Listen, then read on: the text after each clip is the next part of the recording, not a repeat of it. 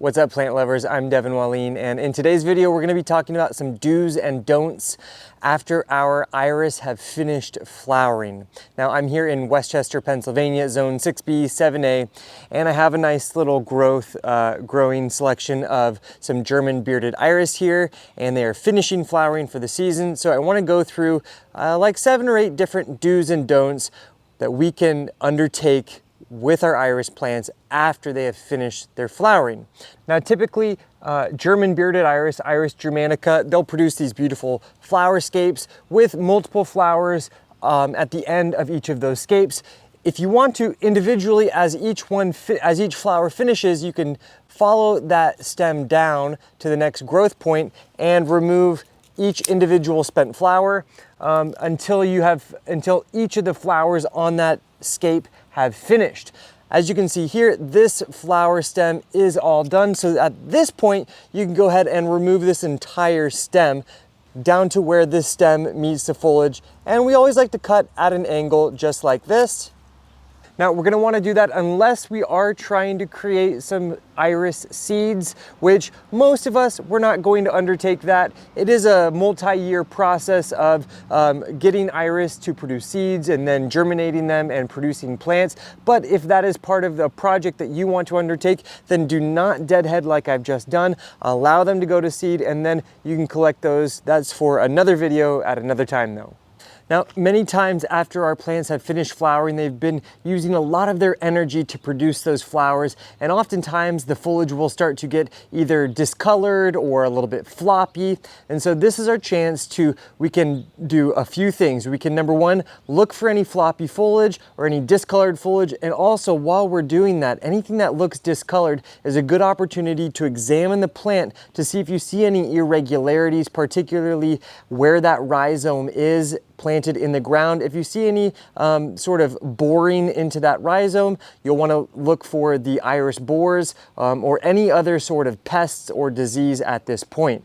And if you see any discolored or abnormal growths like this, what you can do, typically what I will do, I will just cut it back by about halfway for a leaf like this, always at an angle. That just seems to be the way gardeners like to do it. And then any sort of discolored foliage like this, you can remove altogether.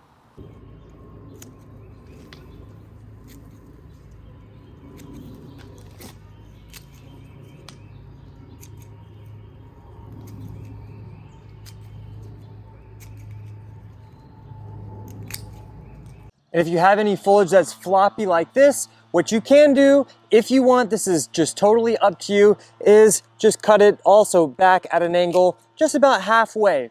Now, we do want to make sure that we're not cutting those leaves down all the way. We want to leave as much leaf material as possible because, as we remember, photosynthesis is the combination where our foliage absorbs the sun's light, combines with water in the soil and carbon in the air to produce food for our plant. Without enough leaf material, your plant's not going to be able to create enough food, and that's going to limit the amount of flowers that we get the following season. So for me, I don't mind having a little bit of floppiness on my iris like this, but if you are a very, well manicured garden, advocate, then do as you please, but just make sure that you understand what you're doing.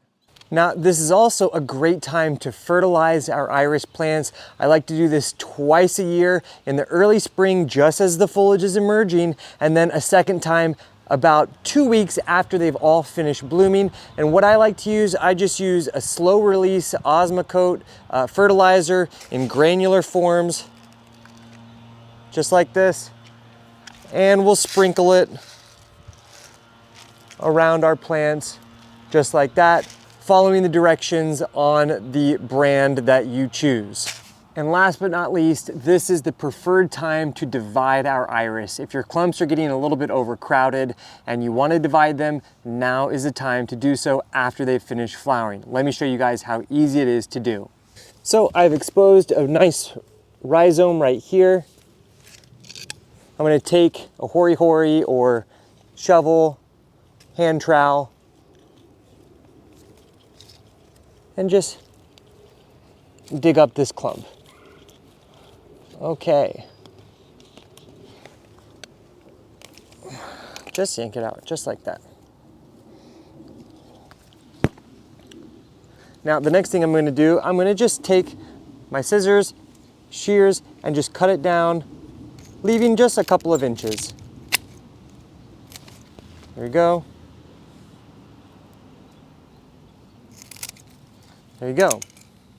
Now I can see this section has definitely died. That's no good. And then what I'm going to do, take my shears again, I'm going to cut this off just like that. Cut this off just like that. Now this is also going to be added to the compost pile. This is not going to serve anymore. With these, I can trim these little roots just like this, as they are not super necessary at this point either.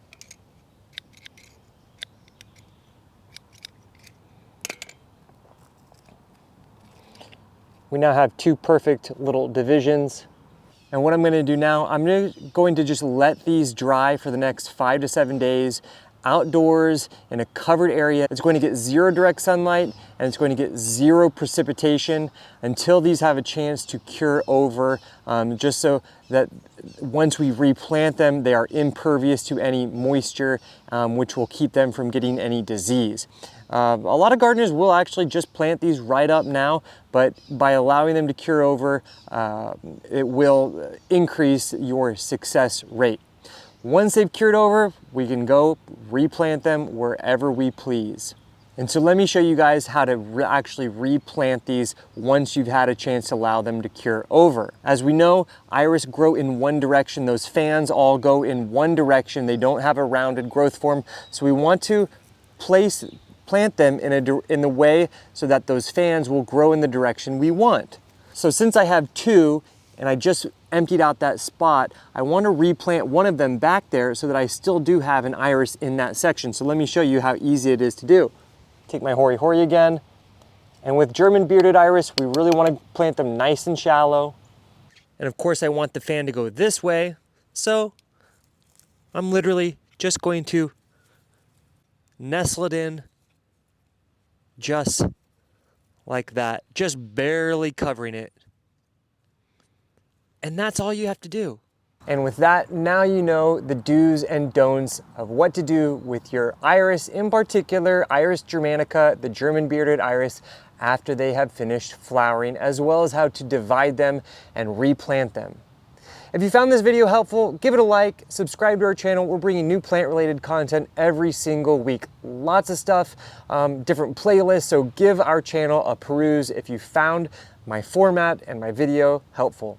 Thanks for joining me here on Plant Vibrations. I'll catch you guys soon. Ciao.